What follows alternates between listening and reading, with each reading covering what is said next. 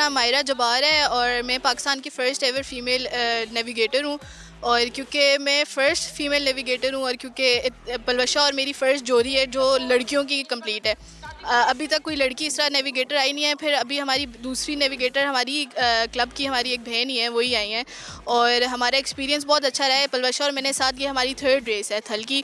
थल में पहली दफ़ा है और चोलिस्तान हमने फ़र्स्ट किया है, कंप्लीट किया है। गवादर दूसरी किया है, वो भी कंप्लीट किया और इंशाल्लाह हमारा ये भी प्लान है कि थल भी इंशाल्लाह हमने कंप्लीट करनी है गाड़ी बचा के। ड्राइवर को ना मेरे ही कहने पे उसको चलना है, क्योंकि मेरे पास मैप होना है, मेरे पास सब कुछ होना है। मैंने उसको बताना है कितनी स्पीड रखनी है, मैंने उसको बताना है कि यहाँ पे हम लोग ईजिली कंप्लीट कर लेंगे इसको। थल का ट्रैक थोड़ा ट्रिकी है, वैसे गवादर का काफ़ी मुश्किल था और चोलिस्तान का बहुत लेंथी है, बहुत लंबा ट्रैक है उसका।